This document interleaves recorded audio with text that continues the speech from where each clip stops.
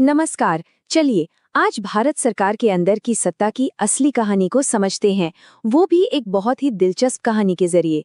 हम भारतीय संविधान के अनुच्छेद 72 से लेकर 78 तक को एक राजा और उसके चतुर वजीर की कहानी के रूप में देखेंगे। तो शुरू करते हैं। तो एक समय की बात है, हमारे देश में एक बहुत बड़ा दरबार लगता था।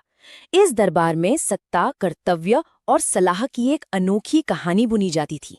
और जानते हैं, यही कहानी आज भी हमारे देश के शासन की नींव है। ये कहानी है एक राजा की, उसके वजीर की और उनके दरबार की। तो चलिए सबसे पहले मिलते हैं हमारी कहानी के मुख्य किरदारों से। इन्हें समझना बहुत जरूरी है क्योंकि यही लोग पूरे शासन की धुरी हैं।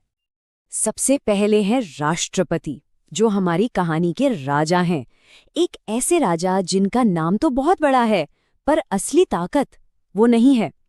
और दूसरे हैं प्रधानमंत्री, जो एक बहुत ही चतुर वजीर की तरह हैं। असली सत्ता की चाबी इन्हीं के हाथ में है। मतलब राजा के पास एक तलवार तो है, पर वो तलवार कब और कैसे चलानी है, इसका फैसला हमेशा वजीर और उसकी मंत्रिमंडली ही करती है। तो कहानी के पहले अध्याय में ये देखते हैं कि हमारे इस राजा के पास आखिर कौन कौन सी शक्तियां हैं और कहाँ उनकी सीमाएं शुरू हो जाती हैं। जरा सोचिए, दरबार लगा है और एक कैदी को लाया जाता है जिसे मौत की सजा मिली है। चारों तरफ से आवाजें आती हैं, महाराज दया कीजिए। संविधान का अनुच्छेद 72 हमारे राजा यानी राष्ट्रपति को दया करने की यही शक्ति देता है। ये उनकी सबसे बड़ी न्यायिक शक्तियों में से एक है। अब राजा की ये दया भी 5 तरह की हो सकती है। वो चाहे तो सजा को पूरी तरह क्षमा यानी माफ कर सकते हैं, या दंडक स्थगन के तहत उसे कुछ समय के लिए टाल सकते हैं। दंड माफी से सजा का समय कम कर सकते हैं। परिवर्तन से किसी बड़ी सजा को छोटी सजा में बदल सकते हैं, या किसी खास हालात में स्थगन के जरिए सजा को हल्का कर सकते हैं। लेकिन कहानी में एक बहुत बड़ा ट्विस्ट है।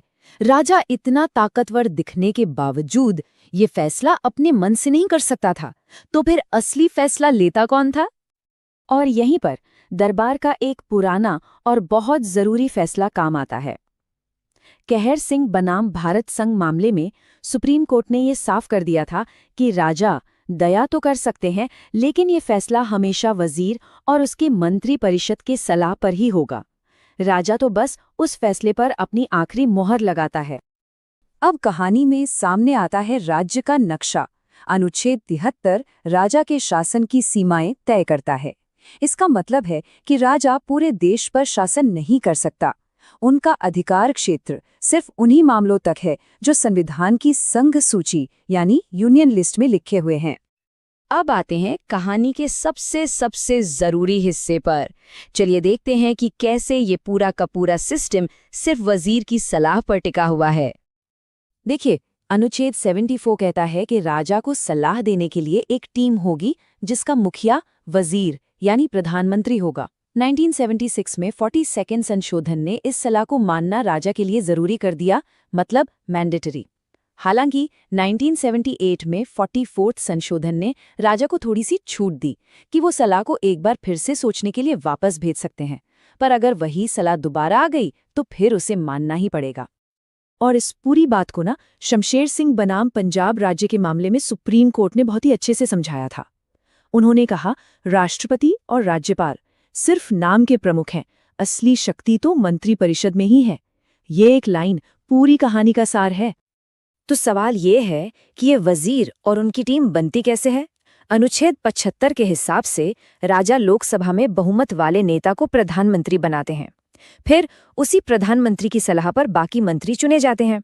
और सबसे जरूरी बात, ये पूरी टीम यानी मंत्रिपरिषद एक साथ मिलकर लोकसभा के प्रति जवाबदेह होती है। मतलब अगर लोकसभा का विश्वास खो दिया तो पूरी सरकार गिर जाती है। ठीक है, तो अब राजा हैं, वजीर हैं और उनकी टीम भी तैयार है। सवाल यह है कि ये राजकाज असल में चलता कैसे है। देखिए, दरबार में एक और बहुत ही जरूरी व्यक्ति होता है, महान न्यायवादी यानी अटॉर्नी जनरल।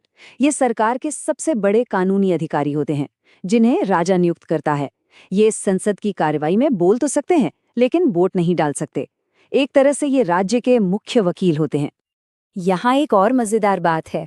दरबार में जितने भी फैसले लिए जाते हैं, जितने भी आदेश जारी होते हैं, वो सब के सब ऑफिशियल तौर पर राजा के नाम पर होते हैं। अनुच्छेद 77 यही कहता है, जबकि हम सब जानते हैं कि ये फैसले असल में वजीर और उनकी मंत्री परिषद ही लेती है। और आखिर में आता है अनुच्छेद 78, जो वजीर का कर्तव्य बताता है। प्रधानमंत्री का ये फर्ज है कि वो सरकार के सभी कामों की जानकारी राजा को दें। मतलब प्रधानमंत्री जो है वो राजा और मंत्रिमंडल के बीच एक पुल की तरह काम करते हैं। तो इस पूरी कहानी के बाद हम आते हैं आखिरी फैसले पर, असली शासक कौन है। आइए इस कहानी से जो जरूरी बातें सीखने को मिली हैं उन्हें फटाफट समझ लेते हैं। जो लोग परीक्षाओं की तैयारी कर रहे हैं उनके लिए ये 5 बिंदु सबसे ज्यादा महत्वपूर्ण हैं। अनुच्छेद 72, राष्ट्रपति की क्षमादान शक्ति। अनुच्छेद 74, मंत्रिपरिषद की सलाह जो माननी ही पड़ेगी। अनुच्छेद 75, लोकसभा के प्रति सामूहिक जिम्मेदारी। अनुच्छेद 77, सारे काम राष्ट्रपति के नाम पर। और अनुच्छेद 78, प्रधानमंत्री के कर्तव्य। ये वो मुख्य बातें हैं जिन्हें याद रखना बहुत जरूरी है। तो हमारी कहानी का सार बस एक लाइन में है, राजा नाम का है, असली राज तो वजीर चलाता है। राष्ट्रपति देश के औपचारिक प्रमुख हैं, जबकि प्रधानमंत्री और उनकी मंत्रिपरिषद सरकार के असली कार्यकारी प्रमुख हैं।